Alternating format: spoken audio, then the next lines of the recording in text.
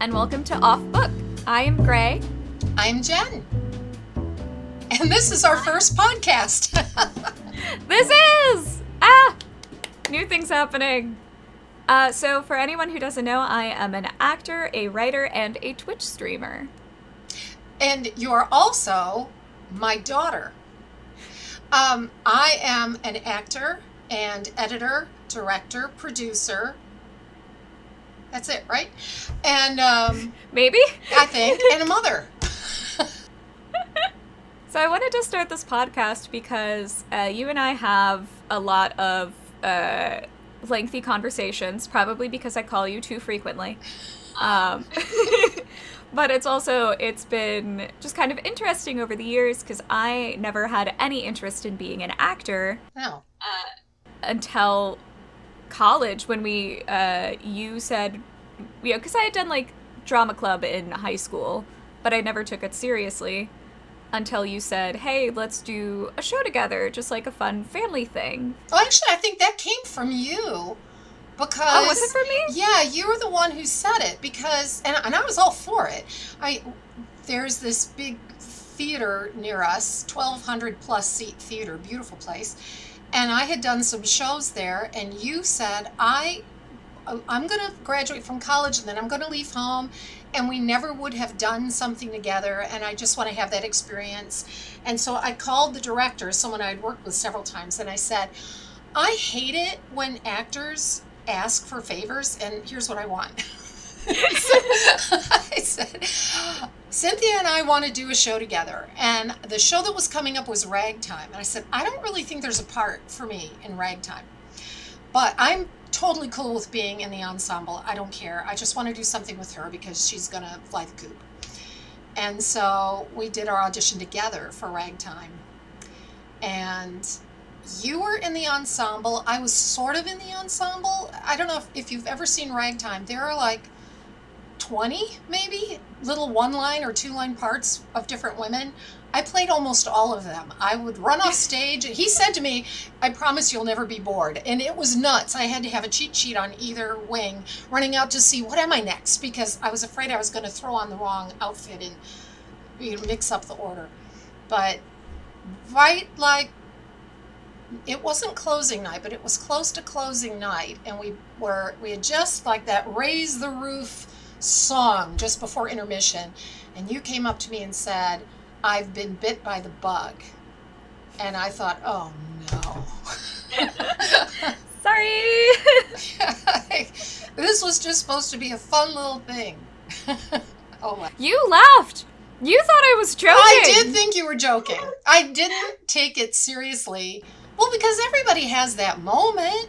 That doesn't mean, just to have that moment where you're doing something you don't normally do and it's really fun, that doesn't mean that you're going to do it forever. It just means that you're having a moment. Yeah. Yeah, well, it was a bigger deal than that, apparently. Yeah, a little bit. And like every parent who's an actor, I had the same dread when I realized you meant it, because I know just how hard it is. It's incredibly difficult to find a way to carve out a career, and I'm hoping that that's a thing that we're going to talk about over time, is just how you make an acting career happen. There's no place where you go and fill out an application. It just doesn't work that way. You have to make the career happen. It's so hard. You can be the most talented person in the room. You can be the best looking person in the room and have it not happen. I have stories. Which we will absolutely cover. I want to hear all those stories. Some of the stories are really good ones. But yeah, you meant it, and so here we are.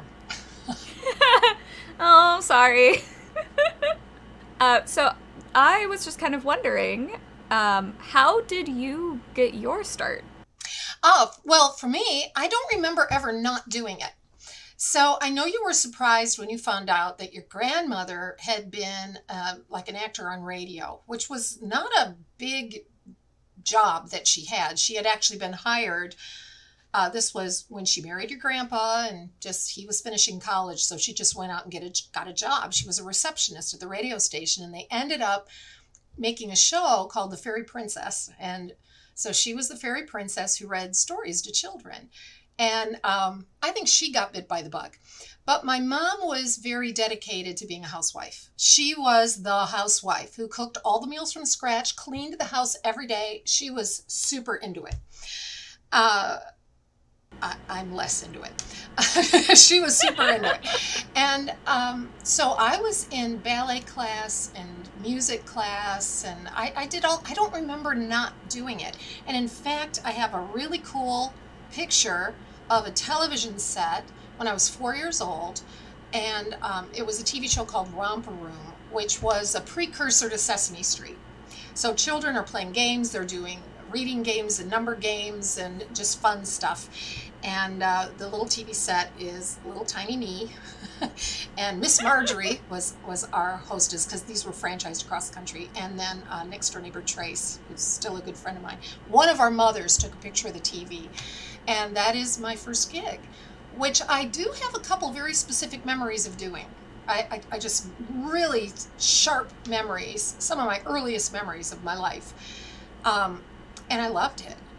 And I was on TV periodically as a child and did plays, all that stuff that's available to children pretty much anywhere you live. And then when I was agonizing over where to go to college and what to major in, it was a family friend who suggested I go to Northwestern for theater because it has a very good reputation. Well, it just so happens my mom's brother, Ben Baldwin, was a professor of journalism at Northwestern, a very well respected. He was always on those lists of top 10 journalism professors in the country. Well, Uncle Ben became a huge advocate for me going to Northwestern, of course. I got in. Not an easy, that's a harder feat than anything. That's probably a harder feat than making your career as an actor, getting into Northwestern. They're really, really picky. And when I told my parents that that was my plan, that I was going to apply to Northwestern to major in theater, my dad said, "So you want to teach theater?" Uh, I had done it my whole life, but to transition into it being a profession was a harder pill for him to swallow. Mom didn't say anything, but I think she liked it, because for her it was the path not taken. And for me, getting into the business professionally, I feel a little guilty saying that was an absolute cinch. This is not a typical story, so don't get your hopes up. Nice. Don't get your hopes up. I was living in Michigan. I'm from Flint, and I was living at my parents' house, and I looked in the yellow pages. Back before the internet, we had the yellow pages, and I was looking up agents in Detroit, and there was an agency called Gale and Rice, and I thought, I could just call them and ask how it works. How do you see if an agent's interested in representing you? Or maybe I'll just show up. Yeah, I'll just show up. So I drove down. It was about an hour from our house. I walk in, and by chance, I walked in just when the receptionist had gone out for lunch, and the actual agent was answering the phone. And the phone call she was on was from a photographer in the area, a guy who had tons of work. I mean, he shot 7 days a week. Mostly fashion print. And he had a last minute job. He needed somebody right then. I walk in the door. She looked at me and she thought, he will love her. She's his type. That's the type that he picks all the time. So she hung up the phone and I said, "Hi, my name's Jennifer Enscott. I'm here. I'm just curious. How does someone go about getting an agent?" She goes, "Well, actually, I have a job for you." So I drove to his studio right then. Didn't have near enough makeup with me. He sent me out to the drugstore and I got some more makeup. And I did this ad for a department store. Now that's print. It's not exactly acting, but it's the same agent. She called me the next day. She had an audition for me to be the counter girl in a Kentucky Fried Chicken commercial, introducing corn on the cob to the menu. So this is like 1976 or 7 or something like that. Wait, there was a time without corn on the cob? There was a time without corn on the cob, and in fact, there was a time without extra crispy. So crispy was a new deal already. And it's so funny because people have told me, "Oh, everything's on the internet. I can find that commercial." I am sure that KFC burned this commercial because it is so racially inappropriate.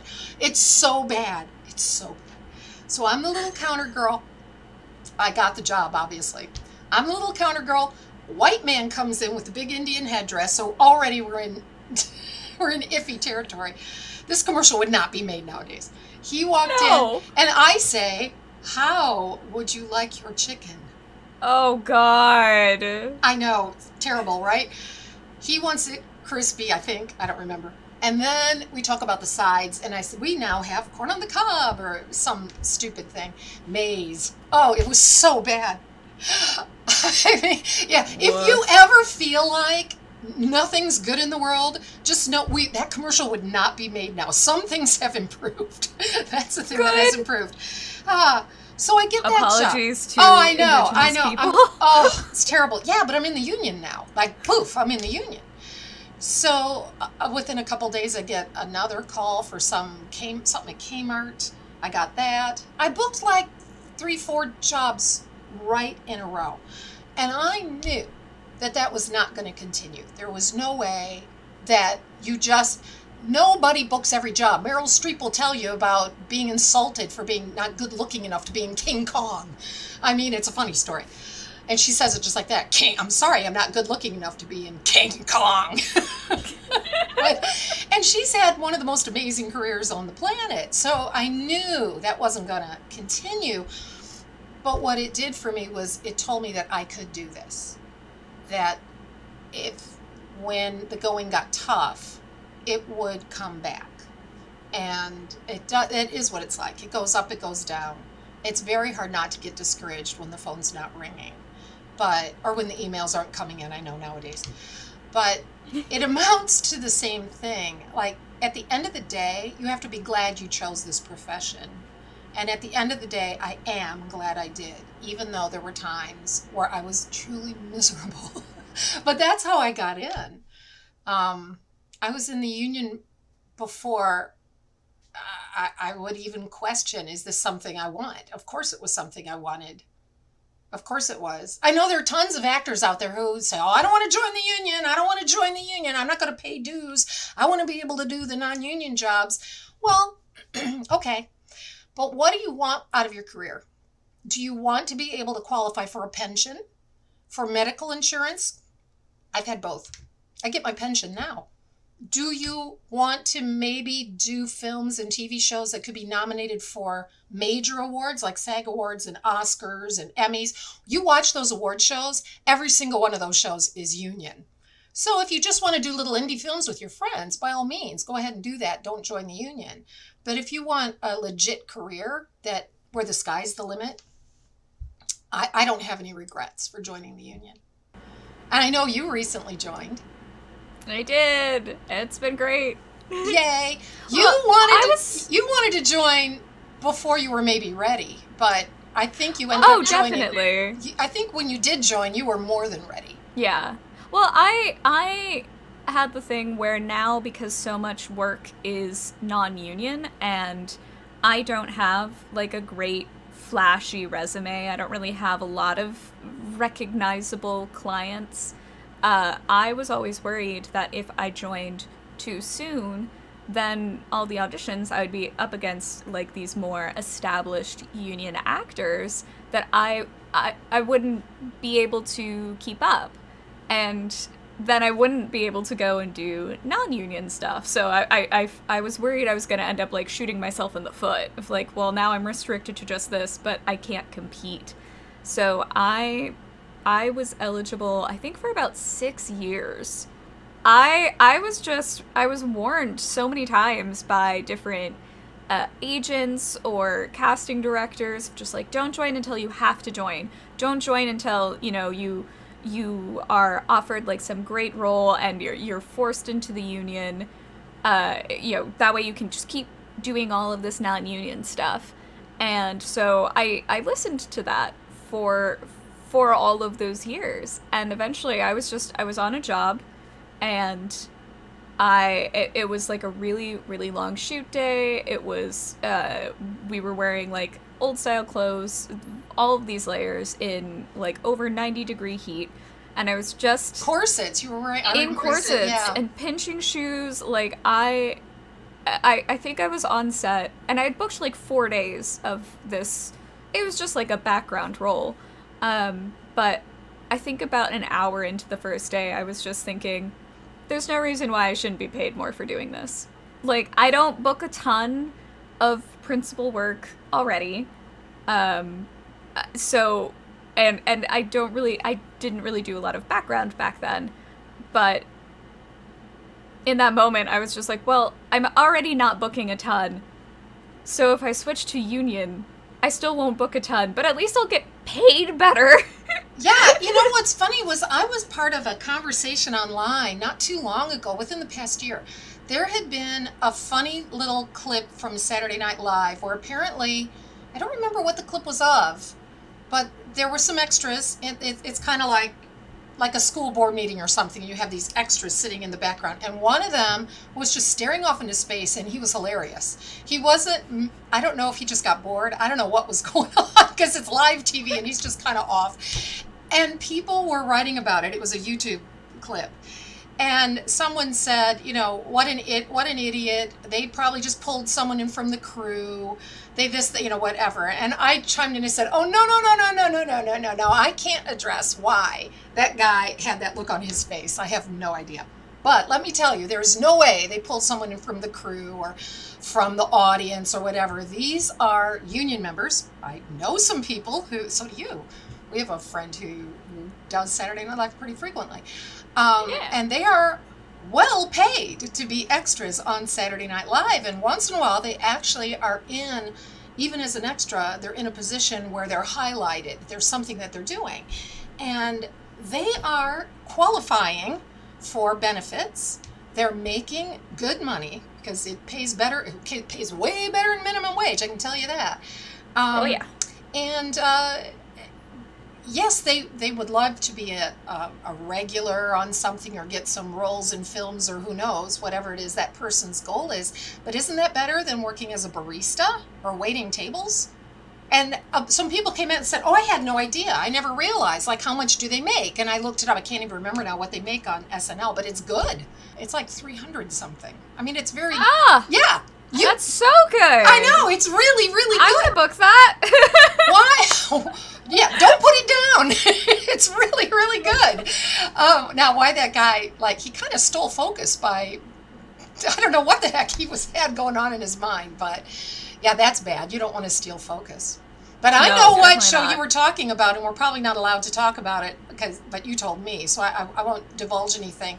But that thing where you decided, that's it, I'm going to join the union, you had that happen. You had a really nice moment with one of the series regulars, unscripted. I mean, you will be noticed. Yeah. I think it's so funny, that part. Well, and that, I know her. Yeah. That was funny, too, because she's somebody I've worked with. And so, you know, so you're there texting me, oh, my God, I have a scene with your friend. Like, oh, tell her hi. And then afterwards, she and I were messaging, what are the odds? Out of all the people. Like, what? Of all the people. They picked I don't know what I did, daughter to do the scene with her. It was so cool. But you also had that moment on The Marvelous Mrs. Maisel. Which, yeah, you that was also shocking. Like, someone, because I remember that other extras were asking me, like, oh my gosh, how did you get that job? I was like, I was booked the same way as you. There was a scene where I just was a cocktail waitress, and I didn't even realize until we were several takes through. Like, we had done several takes, and then the director called out, like, can we get some makeup on the waitress? That I realized, oh, it's a tracking shot of me. Like, I am the focus of this shot. It's a really good little scene. It is. I loved it. I got more screen time than the actual waitress who had a speaking part. There was a union waitress who went through the whole audition and callback process, who got cast, and you don't even see her. You see you. I know.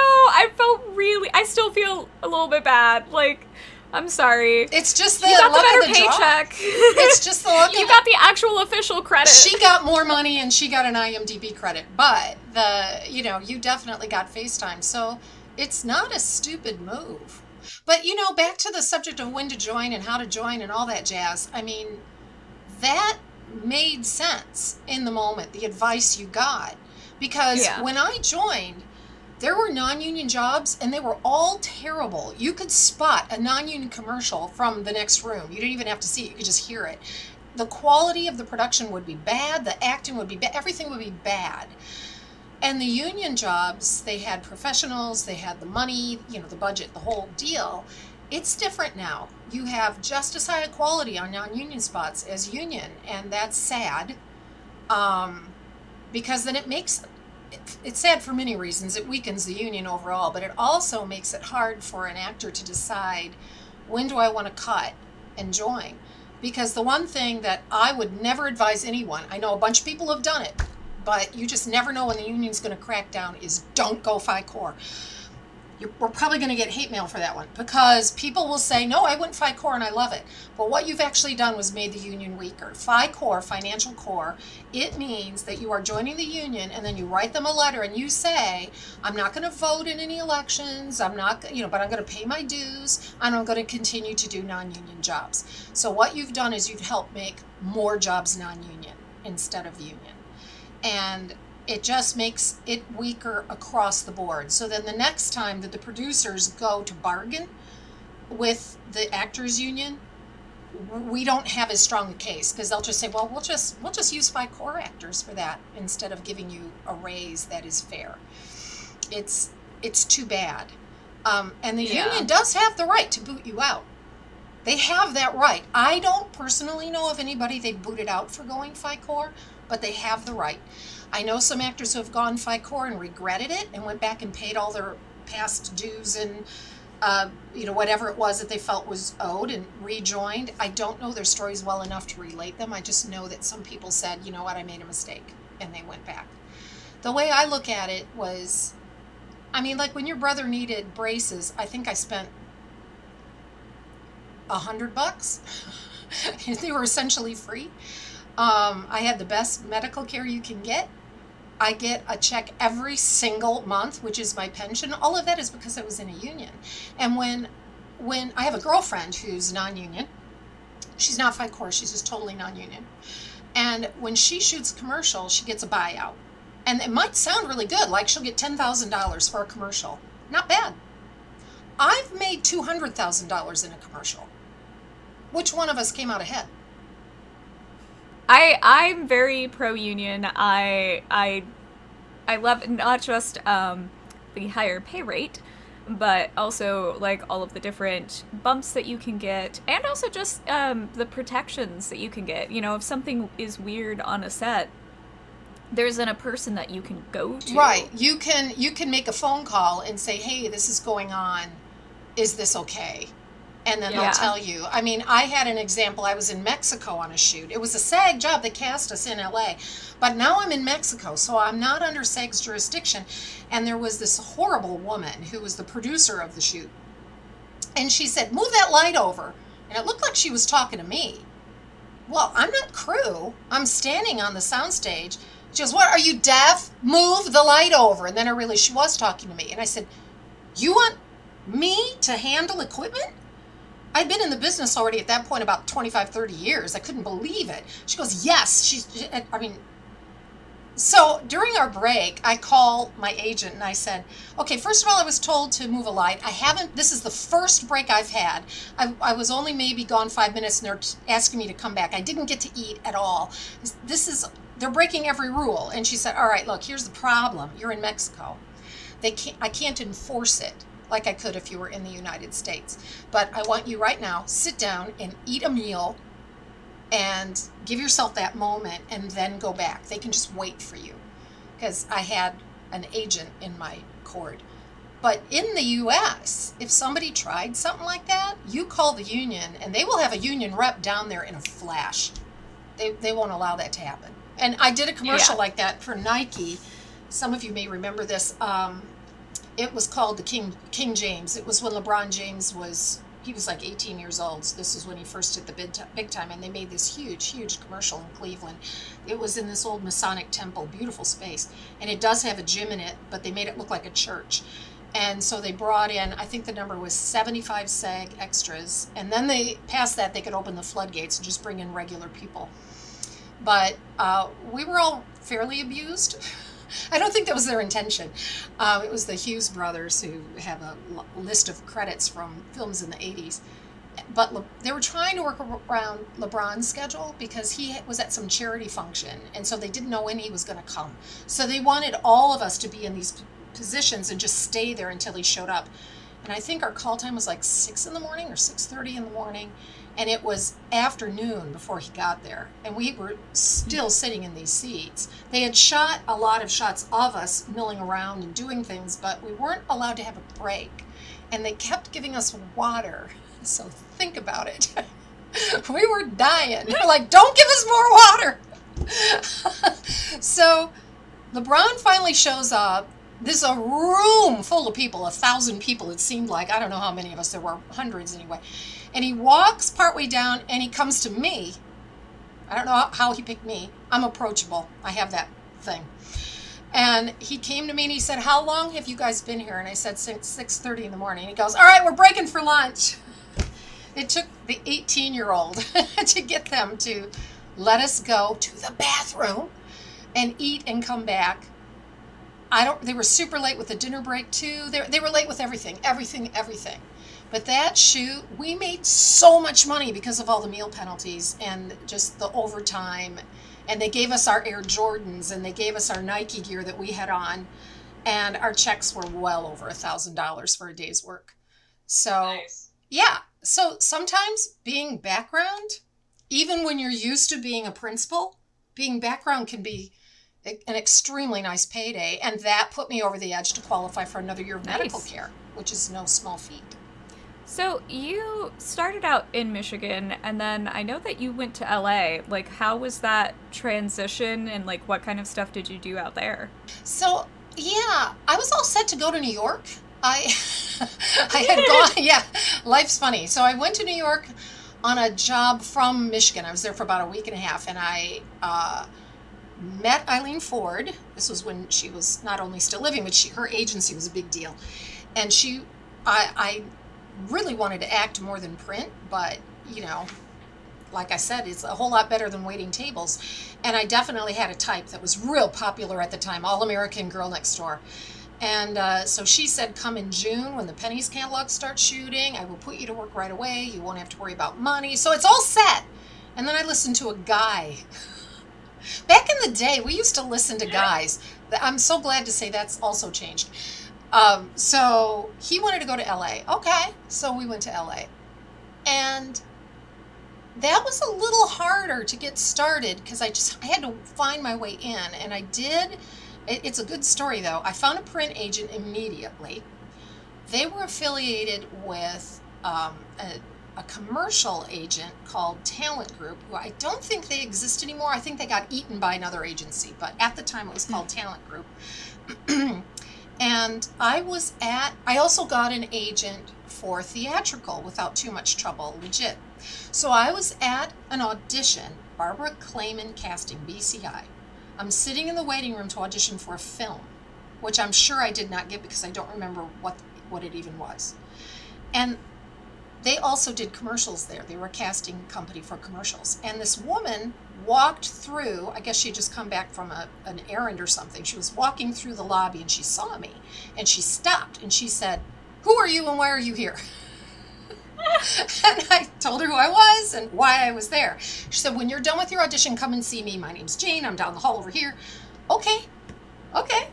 So I do my audition and I know, this isn't going to happen. I'm not going to get this. I'm all wrong for this. I go down to see Jane and she said, "I have been trying to cast this job for a week. And I'm just not finding the right person. The client is being super, super, super picky, and I think you're who he would like. I think.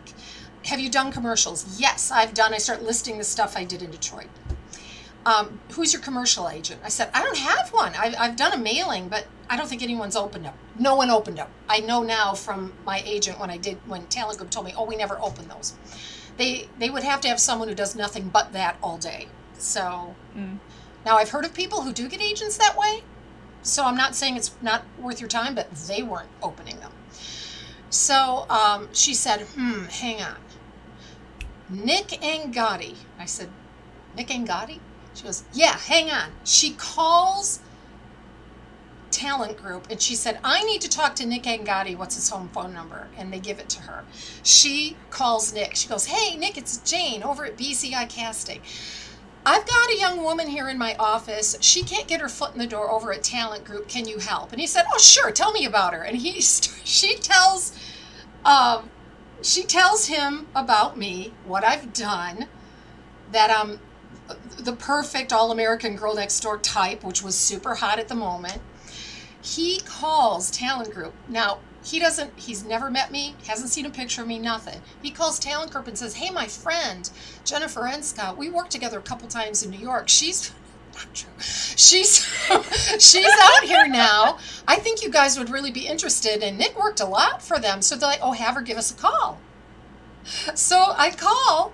And they set up an appointment right away. I went in and read for them, and I got representation just like that. I did not tell them for years what happened. I told them finally, like 5 years later, I'm on a shoot for Dotson, which became Nissan. This is the commercial. This is the commercial where Dotson became Nissan. I'm the one who introduced Nissan. So I'm in this commercial for Nissan, and I'm playing a woman who stole a car. I stole this car, and I'm being followed by a cop, and the cop pulls me over because he wants the car. And the cop was played by a guy named Nick Angotti. And I'm like, Nick, we finally meet. And he had no idea. He knew who I was. By then he had seen me on TV, and he was aware of my name. But he didn't connect that phone call with Jane. That just, it was lost. The name was gone as soon as he made his lying phone call to talent group. And so I said, I'm the one that Jane called. And you said, oh yeah, my friend from New York. He goes, oh my God, that was you? Well, I'm very happy that I did that because you're very good. It was awesome. So yeah, so that's how I really got my foot in the door there. I mean, so the business was very different then. My theatrical agent, so you had to have one. They didn't have self-submit. That didn't exist. Actors weren't allowed to see the submissions. Only agents did. So agents were the people who got you into what they called general interviews. So you would go in and meet the casting directors for different shows so that they would kind of get to know you. And then maybe they would ask for you by name. And so I did book some stuff that way. But she was never a real powerful agent. So she wasn't the agent who would be called when they wanted like an A-lister. So I couldn't like slide in. I don't know how well that worked anyway. I had a girlfriend who signed with William Morris, and they were a really big agent at the time, and they signed her, but just basically she sat on a shelf until her contract expired. So I'm not sure that you want to be with an A-list agency until you yourself are really big. I don't know. My experience with that is not so hot. But the commercials, that took off. I mean, I bought a house in Los Angeles. Must be nice to be so successful. Well, I was never what I would call rich, but I could buy a house. And that's a thing a lot of people don't understand about the business. I mean, they'll say, well, what if you don't succeed? What if you're not famous? Well, first of all, fame was never my goal. Making a living was my goal. Having an interesting career was my goal. But you don't think, when someone says, I want to go into finance, no one says, well, what if you don't end up manager of the company? That you don't have to be in the 1% to be successful. So what I don't know how well this would play now. I used as an example Terminator, back when Terminator was a big hit. So I'm trying to think what would be, maybe one of the Marvel movies would be the right thing to suggest now. But the next time you go to a movie, as the movie's going, count to yourself how many actors you could name in that cast. If you know a lot of actors, you might name 5. I don't know. It depends on the film. Because some of them you have, a lot of celebrities in the cast. But I would say Terminator. How many actors could you name? And some people could name Arnold. Others could name 2 or 3 more. And that was it. Now, count how many actors are credited in the final credits. They're not going to put names up for background. Just count. And there might be 100. versus the 3 you could name. There were 100. That's the rest of us. We buy houses, we put our kids through school, we buy a car, we go out to dinner, we take a vacation. We're normal people. We're not famous. You don't know what you've seen me in. That's such a question, like a common question. I hate that question Meeting so someone, much. it's just like, well, what have I seen you in? Oh, don't ask anyone that question. First of all, if you recognize them and you know what you've seen them in, they're so famous that you know what you've seen them in. And if you don't recognize them, no matter what they name, you're going to say, well, I didn't see that. I didn't see that. Or I saw that, but I didn't see you in it. It's not, you're immediately putting the person on the defensive to defend their career to you. Don't do it. I bought a house. When I bought my house, new neighborhood, move in, met the people next door. So what do? Here it comes. I said, I'm an actor. Oh, what have you done that I would have seen? I don't know. What have you seen? It's like, and because it's not going to work. No matter what I talk about, it's not going to work. And I said, well, right now I have like 14 television commercials running at once. I thought that was good and evasive. Well, I've never seen you in any. So I just said, yeah, you have. And I left it at that. Later in the week, I bumped into the same guy outside and he went, oh my God, I see you on TV all the time. I said, see, you didn't know because you didn't know me. I'm not a celebrity doing an endorsement. I'm an actor. I'm not Flo from Progressive. I'm just a person who's playing the mom here, or the mom there, or the mom over. I played a lot of moms. I went from the girl next door to the mom next door. The mom of the girl next door, or something like that. So, it is a weird question. But obviously, you would think if he knows I'm buying the house next door to his, maybe I work? Maybe? Nah, you probably just have parents who are taking pity on you. Parents or a rich husband. I got that one too. Your husband must make a lot of money. No, he's a school teacher. I'm the one who bought the house. Do you have any like standout auditions or jobs that you booked? Oh, so something just came to mind. We've talked about this a little bit over the years. One of my sons. You want to talk about my son? Oh, okay. Drama. I actually don't know the current status. I can tell you the current status. So at the time of this recording, the current status is Ezra Miller, who was one of my sons. Ezra Miller has apologized and has gone into some sort of psychiatric facility for help. That's good. Which underscores what I was saying before a few days ago. About 10 years ago, maybe, something like that, I played Emma Watson's mother in The Perks of Being a Wallflower. And I played then, if you know the story, I played Ezra's stepmother because they are step siblings. And the line in the film is something like, my cool mom married my brother's cool dad, and I don't remember exactly what the line is, something like that. So we were the cool parents, we're the good parents, because apparently the other parents were losers.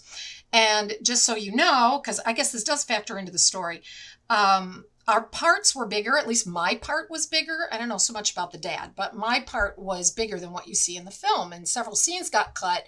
Stephen Chbosky told me it was Lionsgate's idea. They did not want the parents so prevalent. So there were several scenes that changed, which was a bummer because I was in them. But anyway, when I arrived on location, so we were shooting at what is considered our house, which is an actual house in suburban Pittsburgh, Upper Darby maybe, I think. I don't remember for sure, but anyway, suburban Pittsburgh. And there were a whole bunch of actors hanging out in the family room, which was sort of converted into like a rec room, ping pong table, that kind of a thing. Emma was sort of in hiding up in another room in the house because that kind of fame, you get bothered by people too much. Everyone's staring and pestering you. That's a separate story, but that's sad. I think she handles it beautifully, but I think it's sad.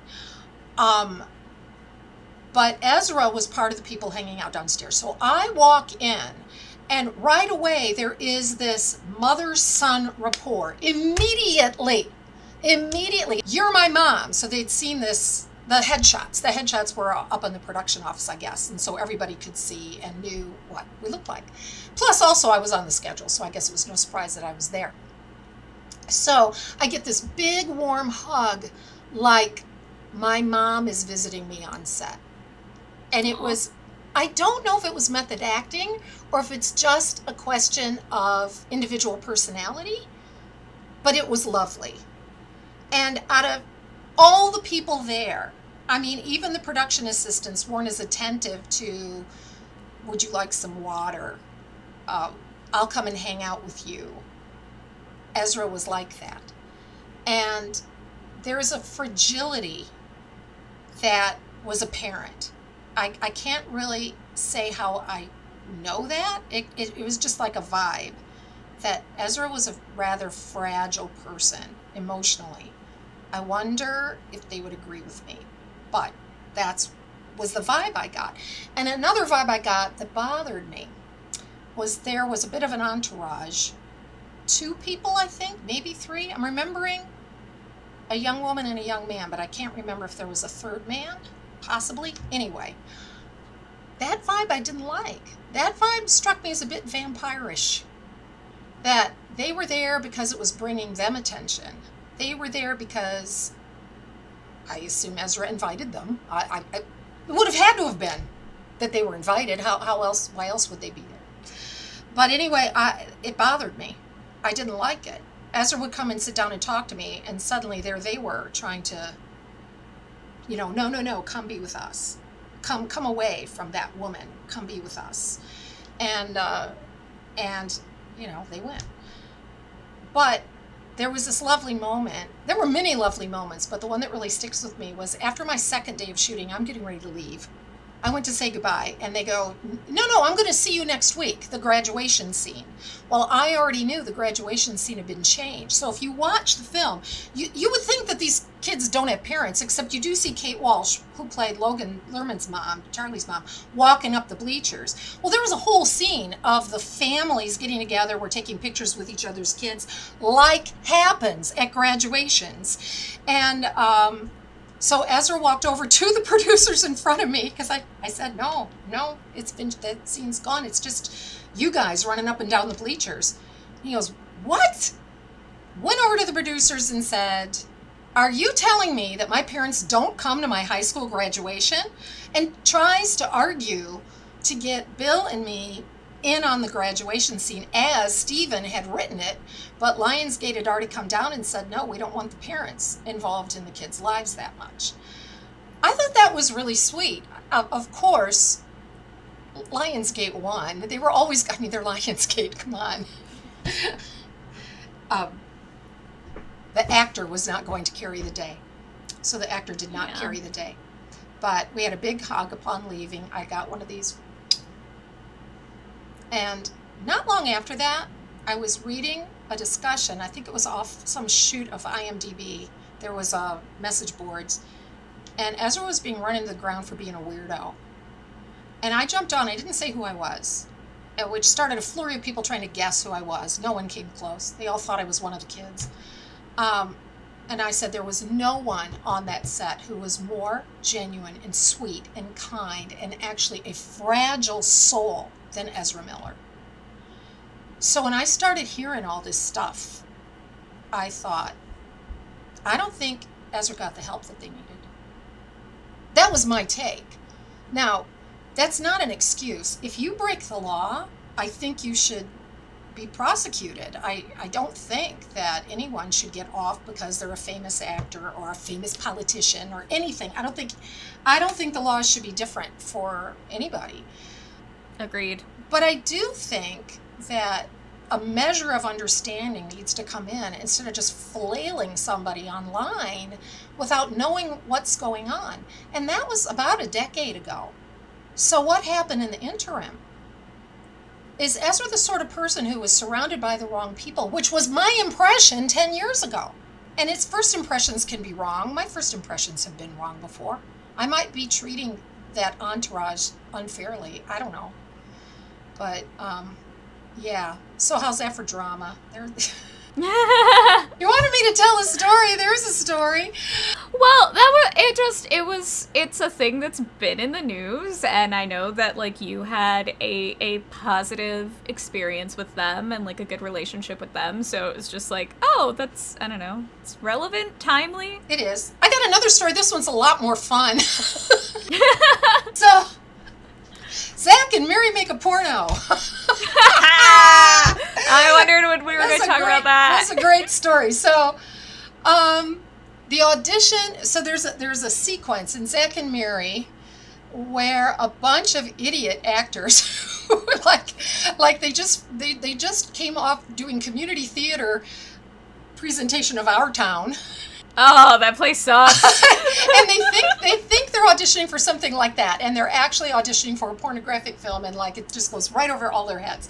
So Kevin Smith's audition advice was, he said, create a character who would never in a million years be cast in a pornographic film. So the characters were up to us. Come into the audition as that character, and then you're going to read these lines, and then he was going to pick, like, I don't know, maybe a dozen of us, something like that.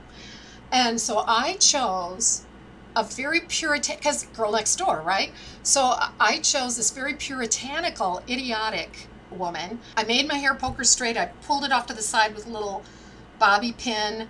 I put on this real high Peter Pan collar thing, not a bit of makeup. And I walked in like, hi, oh, I'm reading for woman. I played woman. I was in a play once where I know this character. And then I'm reading the most foul stuff. Well, the most foul stuff I thought I had ever read until the shoot. So I get booked along with a bunch of other people because that's what it's going to be. So basically the audition is we all would come onto the stage one by one and read this gross stuff. Kevin's sitting in the audience. The crew is all out there. They did Elizabeth Banks and Seth Rogen. That was a separate part of the shoot, because it was a reversal. So they were there, but they weren't on set with us. So we're doing one after another. I get through it. He starts cracking up because he's got this idea in his head. And he says, and he says another line that is way more gross than anything I have ever said, or I'd even said in the prior 30 seconds. And I said to him, oh my God, I have a son who's in your target audience, which of course made him laugh even harder because he knew what that would mean. And he goes, well, you tell your son that his mom's cool. And I said, no, my son thinks you're the coolest guy on the face of the earth. He goes, no, you tell your son that his mom is cooler than I am. Okay, so I say the line. I leave. I call your brother. He answers the phone. It's like 2 a.m. I knew he'd be up. I got a message for you from Kevin Smith. What? He says, your mother is cooler than he is. There's this silence. And he goes, he's wrong. So,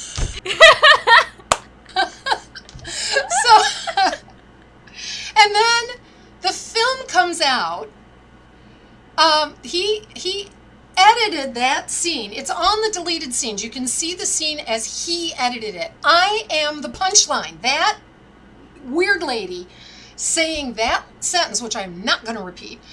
But then the production company came in and said the film is too long, and they cut things. And so they cut that scene way down to just a few people coming out. So all of the rest of us, including me, we're on the deleted scenes thing. Story of my life. I've been cut out of more stuff than you can shake a stick at. But anyway, still got paid. Still got the clip. So anywho, it's less funny, but it is shorter. And that was really the point. The film was too long. They wanted to make it shorter. So what are you working on now?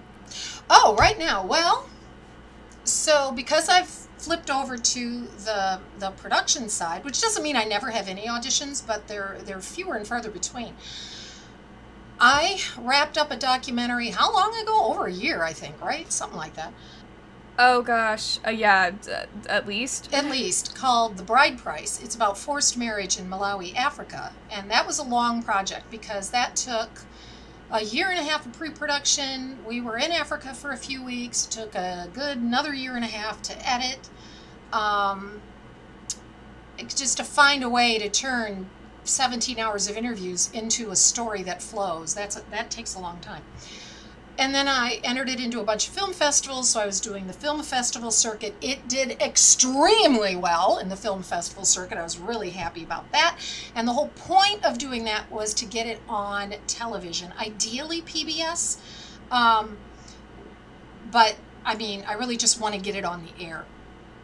And so a friend of mine who's an actor and a documentary writer, he marketed it to one PBS station. I won't say which one, yes, because it's not on the schedule.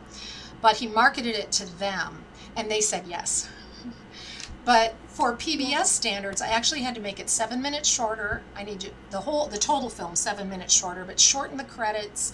I need to recut my trailer because it's a little too long. I have a closed caption version, but I have to add the closed captioning that's missing. So it's a whole bunch of stuff I have to do. I have to get errors and omissions insurance, which I just finally got yesterday. So PBS has all these requirements. So once I've got all of that done, then I'm going to see about it being on this station and what other stations. The problem with PBS is there's not like PBS Central where you apply. Every station is independent. So you might see a documentary like Ken Burns, might be on all PBS stations. Well, that's partly because he's Ken Burns already, but also because it might be something that's showing through Independent Lens or American, what's it called? I can't believe I'm blank. Independent Lens or American Experience, which they will do the distribution to all the different PBS stations. But for me to do the distribution to all the stations, I have to find a way in. And if you go to their websites, they don't really have a drop-down menu to submit a film. They'll have a drop-down menu of things like, I want more diversity in my passport. I want more shows about cats, whatever. They're like presets that you choose. So you kind of need to find out, who do I need to talk to here? And it was my friend who knew somebody at that one station that I got my foot in the door. So I'm not bothering to try to see what other station I could try until after I've completed all these requirements, because those are the first questions they have anyway. Does it fit our format? And as of right now, it's close, but it's not quite there. And a lot of people have asked before, like, oh, well, why don't you get it on Netflix or Hulu? Can you talk about how that doesn't happen? It doesn't happen. They ask you. Yeah, they ask you. And that doesn't mean that it wouldn't happen, but it hasn't happened. And the fact that it might be on PBS could get them to ask me.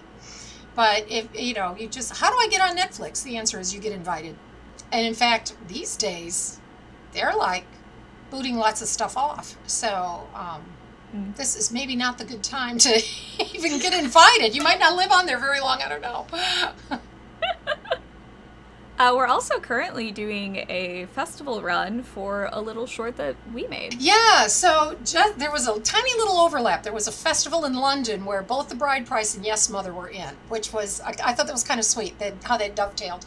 So Yes Mother, 4.5 years ago now, yeah, a certain daughter of mine was coming home for Christmas and said, let's shoot something while I'm home. And that was when I was in pre-pro on The Bride Price. So I said, okay, I can't get it done for a long time. I'm incredibly busy. I've got to do The Bride Price first. But yes, we can shoot it and then I'll edit it later.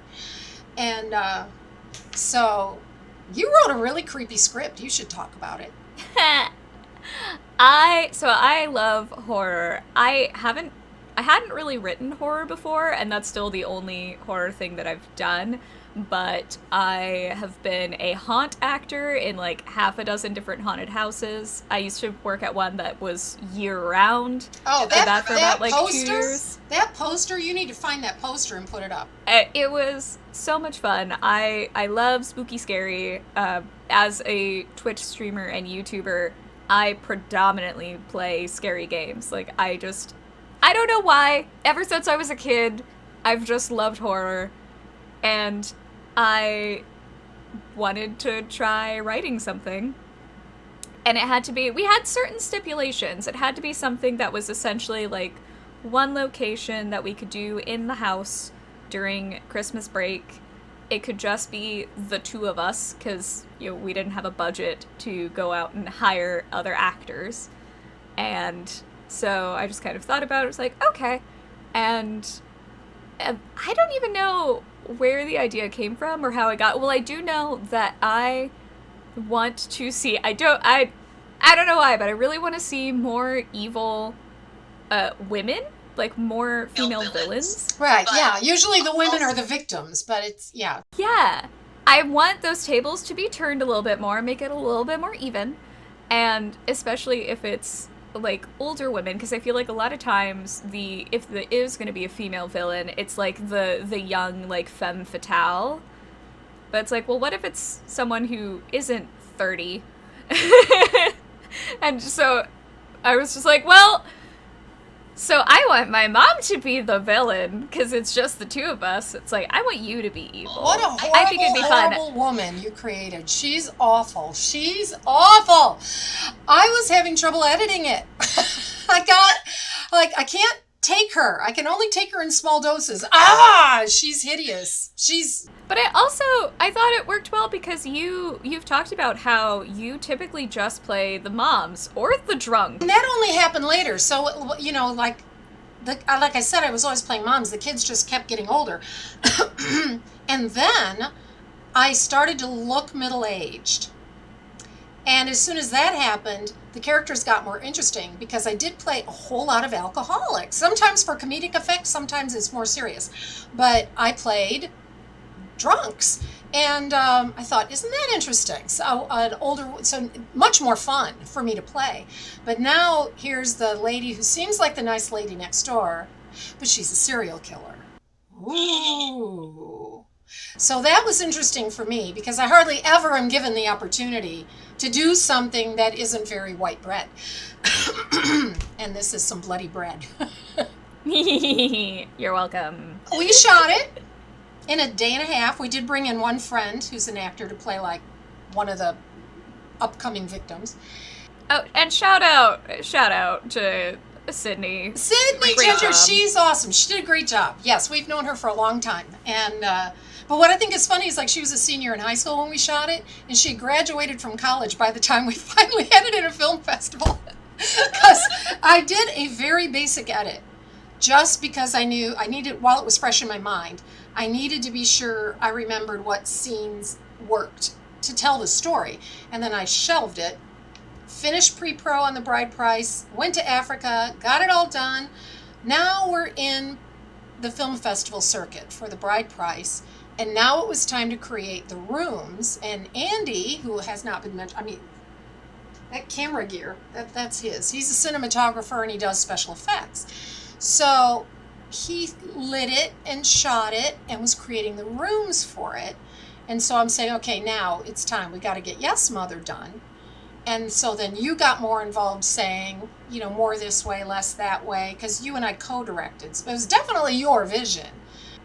It was, which was so weird. Like, I had never directed. I have no desire to pursue that path. I have huge respect for the people who can do it. But yeah, all of a sudden, just you guys turning to me and asking what I wanted. I'm like, And I could have directed the whole thing, but then it would have been my point of view. And this was your idea. It was your vision. You had to be involved in this. Now, I mean, with guidance, because I could say, well, that's not going to work because I had more experience and I'm the editor. It's like, well, we didn't shoot so that we could make that happen. But we can do this. How do you think about this? Yeah, I like that. Okay, good. So, we made it all work between the three of us.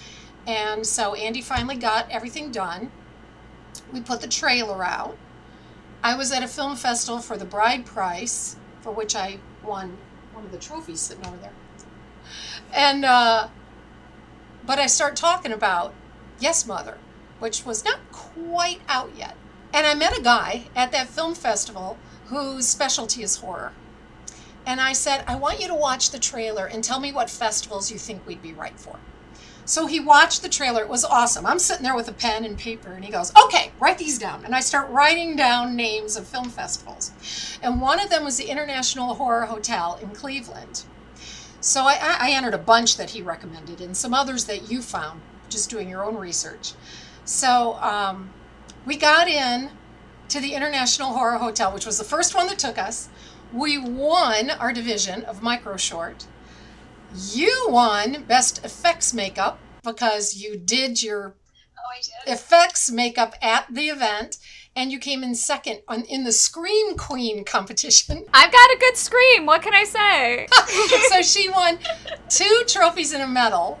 And so, I mean, right there, it's an award-winning film in its first little outing. So aside from International Horror Hotel, we got into Long Island International Film Expo. We didn't win anything there, but we were an official selection, so got screened. Really nice audience. Really good size audience. That was fun. We had a good time. I went to New York. You live in New York. We went to that. It was fun. And we're in one called Shock Fest that's going to be in December. So I haven't really done any publicity for that yet because it's too far out. And we're entered in, I don't remember how many more, but still outstanding. So, but we can already say we won. So, woo! I got to do some extra stuff on it because I know that this might sound weird or bad, but I've been to a couple of film festivals before, and it always just kind of bugged me. I completely understand why it happens and why people do it. It makes total sense. Like, if you do it, absolutely no shade. But when, I can't remember where we were and what block we were watching, but multiple films used the exact same Kevin MacLeod free song. And I'm just sitting there, and it's just like, it's fine. Especially, like, if you're just watching, like, whatever thing. Like, if you're using, like, this freely available or, like, donation-based music, like, that's totally fair. But when we were working on this, I was like, I don't want anything that anyone else will have. I want an original score. You had an idea of what you wanted it to sound like. Well, because, you know, most of what I watch is horror movies. At most, what I play is horror games. Like, there's kind of a style. And I wanted that style, and you were saying that, okay, that's totally fine, but we're not paying, like, you have to go out and hire someone to make that music. And I thought, fair, totally fair. I don't have the budget for that, so I'm gonna try doing it myself. Which I have no background. I've done music before. I grew up playing violin and percussion, and I have my instruments, but I've never composed. I've never done that or attempted. One of the best compliments I think that we got when we were at International Horror Hotel, after our block, everybody's standing up there for the Q&A, and there was this woman in the audience who raised her hand to ask about the score because she loved it. And what we found out, like, was it the next day, I think? She won Best Score. Yeah, actually, the first place and second place winners were both there, and they both were just like, let's talk. Like, she really knows scoring, and she loved it. Yeah, that was funny because you were like, I don't know if this is good. And I said, no, I like it. I like it. It's got the chilly, creepy thing. I think it does work. And you don't have to be great at any instrument. You have to be able to do the thing you want to do. That was your anxiety. It's like, oh, I'm not that good at this. I'm not that good at that. You don't have to be, you know, a first chair in an orchestra on the violin to make the sound you want to make. You know the violin well enough. You can make the sound you want to make. That's the magic of editing. And maybe adjusting some pitches a little bit. You keep doing it until you have the sound you want. But you definitely got the sound you wanted. I think it works. And, you know, I think the film works. And it was nice for me to get to play somebody evil. Because I never get to plplay anybody evil. And I had fun finally being in a horror movie because I would love to be in some horror movies, and I just, it hadn't happened yet, and now it has. Well, that was my second. I was a victim. And that was back in the 80s, the era of slasher movies, the Halloween and all that stuff was happening, and I was in a knockoff of that whole genre. I got strangled by Frankie Avalon with a necklace, which actually broke, so we had to fake it. We taped it to the back of my neck, and he was pretending he was pulling on it. Because his first attempt, that it just... Yeah, but, I mean, Frankie Avalon, Beach Blanket Bingo. Yeah, that's who strangled me. Because maybe that's why the film didn't work. he wanted to branch out. He was always playing the nice guy, and he wanted to branch out. And audiences don't want you to. They just don't want you to. He was very good at playing the nice guy. And honestly, I think he did a good job playing this homicidal maniac, but people weren't interested in seeing that. And Donna Wilkes she was very popular at the time. Angel, that was a big hit film. This came around then. Donna was his potential victim who eventually prevails. But I was one who... Donna sees him trying to bury my severed head, and so he goes after her. That meant I got to sit for the straws up the nose and the whole. Oh, I want to try that. I had that experience, so that was cool. But that's it. That and then 40 years, and then yes, Mother. No, it was fun. And it's cool because there are times, I remember when I was like a little kid, that we would sometimes be asked to audition because they wanted to see you with like your actual kid. Oh, right, yeah, you did get a couple auditions. Yeah, but you always knew that they would never take us because we don't look enough alike. We don't. Our coloring is way too different, so we're never pegged. Unless you spend 30 seconds in the same room as us, you would never peg us as related. It's so funny because people who have never met your dad say, oh, you guys look alike. Like, you wouldn't say that if... I mean, you take after the French side of the family. And yes, my family, like I said, it's like this little section of Northern Europe is my DNA map. Like, if I was any whiter, I would be clear. I am so pale. And, you have the dark, almost black eyes and the dark hair and your skin. You don't really go out in the sun much, but you tan. I burn. I do. But I am a hermit. And honestly, that's what people notice when they see someone. They notice coloring first, but then our mannerisms, and that's just because we lived together for so long, I think. Well, also our bone structure. We've gotten comments before that our bone structure is very similar. The cheekbones of death. I got called that by an actor. I won't say who. That I had the cheekbones of death. Thank you. It's like, is this a compliment? I'm not sure. That's why I'm not going to say who it was. Because I don't want to be insulting to anyone, but it didn't. I think I was very, very underweight at the time, so it might have been a way of saying you need to put some weight on. I'm not sure. Well, I guess maybe that's it for today. I mean, that was fun. Yeah. I don't know how this works. If somebody has questions, if there's something in particular they want us to talk about. Yeah, definitely. Anyone, you feel free to... My failures are much more interesting than my successes. That might be fun to talk about. Yeah, definitely. If anyone has any questions, topics that you'd like to hear about, absolutely feel free to comment down below, and we would love to look into that. Sure. Okay, then until next time.